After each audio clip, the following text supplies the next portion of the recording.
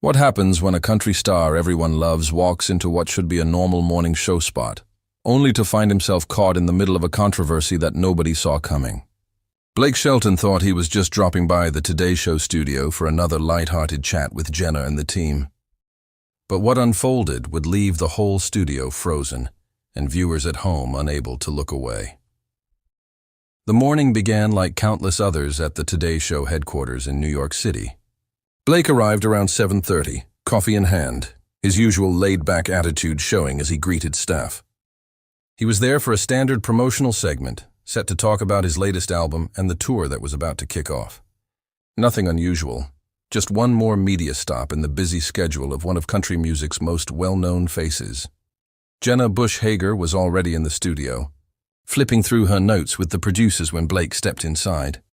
She had spoken with him many times before, and the two had easy chemistry that audiences adored. Fans loved seeing Blake's easygoing personality and his quick sense of humor, and Jenna always had a way of drawing that side of him out. Today's plan was supposed to be the same, a cheerful back and forth about music, maybe a few fun stories from The Voice, and of course plugging his new work. But as Blake sat down in the guest chair, shifting his cowboy hat and testing the microphone, he noticed something was different. Jenna looked slightly more tense than usual. Her smile didn't quite meet her eyes as she shuffled her cards again. Across the room, producers whispered to each other, staring at their phones with worried looks. Blake picked up on it right away. Years in the business had trained him to read a room, and this room felt uneasy. Even their normal pre-show banter felt stiff, like they were both pretending not to notice something. "Everything okay, Jenna?" Blake asked in his Oklahoma drawl, leaning back casually. "You look like somebody just told you your dog chewed up your homework." Jenna gave a laugh, though it sounded forced. "Oh, you know how it is, Blake. Just making sure we cover everything today. We've got a lot to talk about." The way she leaned on those last words made Blake tilt his head. He had done more interviews than he could count, and he knew the signs when a host had something more on their mind than small talk. This felt like one of those setups. The stage manager called for quiet, and the cameras lit up. Jenna switched into her on-air smile as she welcomed Blake to the show. For the first few minutes, it was business as usual. Blake cracked a joke about his time on The Voice, teased about his fishing back in Oklahoma, and shared a bit about his music. Everything seemed light, normal, safe. Then Jenna's tone shifted. It was subtle, but Blake caught it. "Blake, I want to ask you about something a little more serious, if that's okay," she said. Blake's grin faded just slightly. "Sure thing, Jenna. Go ahead." "There have been some comments you made in a recent radio interview that people online are buzzing about," Jenna began. "You mentioned the state of country music and some of your fellow artists. Can you explain what you meant when you said some newer performers are, quote, losing touch with what country music really is?" Blake froze for a second, like cold water had been splashed in his face. He had given plenty of radio interviews lately, and while he remembered voicing opinions about the industry, he didn't recall saying anything so harsh. His instincts kicked in, but inside, he was genuinely puzzled. "Well, Jenna, I think maybe some context is missing there," Blake said carefully, his tone guarded. "I love seeing fresh talent come into country and bring their own spin to it. That's what keeps it alive." But Jenna wasn't letting it go. She looked down at her notes, her voice steady. "But you also said some artists focus more on social media than songwriting. You even said, and I'll quote, that some of them wouldn't know real country if it bit them in the behind. Those are strong words, Blake." Blake's jaw tightened. Now he remembered the Nashville interview. It had been casual, off the cuff, where he'd spoken honestly about the commercialization of the genre.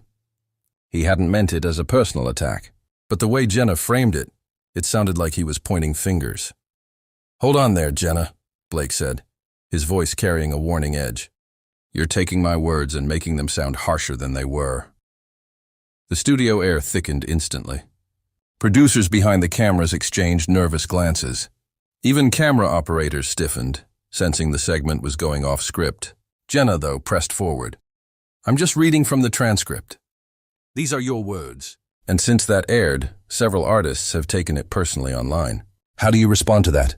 Blake's famous temper, usually kept under wraps, began to spark. He leaned forward. I've been in this business over 20 years. I've always supported up-and-coming artists. If somebody takes a general comment about trends and makes it about themselves, that says more about them than me. Jenna's eyes narrowed slightly. But Blake, with your platform, don't you think you should be more careful about how your words are interpreted? You're not just some guy at a bar. You're Blake Shelton. What you say carries weight. The cameras caught the flash in Blake's eyes. The easygoing cowboy was slipping away, replaced by the sharp businessman who had survived the cutthroat music industry for decades. So now you're telling me how I should use my platform? He shot back, his voice rising enough to make the crew sit straighter. I've been using my platform to help careers and lift up artists long before some of these people even thought about picking up a guitar.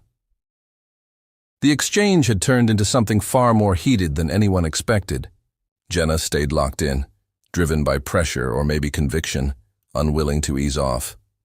I'm not telling you what to do, Jenna said. I'm asking if you'll take responsibility for how your words made new artists feel. Blake gave a humorless laugh, the kind that signaled danger to those who knew him. You know what's unfair, Jenna?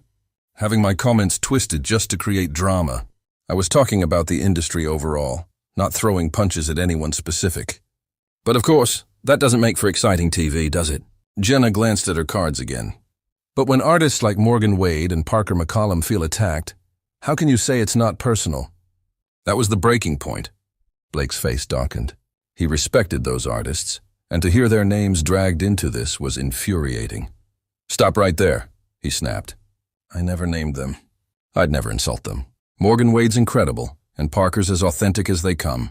Trying to stir up a feud between me and people I respect is exactly what's wrong with media today. The tension was unbearable. Jenna tried again, but when you say some people wouldn't know real country if it bit them, what else are they supposed to think? They're supposed to use common sense. Blake exploded, his control finally breaking. I was talking about cookie-cutter stuff pushed out by the system with no heart. I wasn't attacking anyone. But I guess nuance doesn't fit with clickbait headlines. The studio was silent except for Blake's voice. The crew watched wide-eyed. Jenna tried to bring calm, but Blake wasn't finished. You talk about responsibility? How about being responsible enough not to twist a conversation for views? How about showing the whole context instead of cherry-picking quotes? Blake, Jenna started. Upset? Blake cut her off, ripping off his microphone. I'm not upset. I'm disappointed. Disappointed that someone I thought was a friend set me up like this. Disappointed that a show I've always enjoyed is more interested in viral drama than real conversations. The mic toss sent shockwaves through the room. Jenna tried to stop him. So you're just leaving? Walking out instead of having a real conversation? Blake stopped, turned slowly, his voice low and sharp. A real conversation would have been you or your team calling mine ahead of time. A real conversation doesn't blindside someone on live TV to make them look like a bully. Jenna's face flushed, but she stood her ground. I'm doing my job, Blake. Tough questions come with it. Your job? Blake laughed bitterly. Your job used to be about honesty and real dialogue. Now it's about stirring up controversy. Well, congrats. You got your moment. The studio felt like it was holding its breath. Blake shook his head. I came here ready to talk about music, to share about incredible artists I'm working with, to announce a charity project. But we wasted that time on fake drama. He turned to leave. And for the record, some of the truest country I've heard in years comes from artists younger than me. But I guess that's not good TV, is it? Jenna called out one last time, but Blake didn't stop. Some things you can't reset. Jenna. And this is one of them. And with that, Blake Shelton walked off, leaving behind one of the most uncomfortable moments in morning TV history. The set dissolved into chaos. Producers rushed in, commercials cut the broadcast, and within minutes, clips were racing across social media. Blake's team fielded calls nonstop. The Today Show scrambled into damage control. But perhaps the most telling moment came not in the studio, but in the lobby. A young assistant, barely older than a college grad, approached Blake nervously. Mr. Shelton, I heard that radio interview. You didn't say anything wrong. I think what just happened was unfair. Blake paused, looking at her with softened eyes. Thanks, sweetheart. That means more than you realize. Remember, in this line of work, context is everything. Don't let anyone twist your words.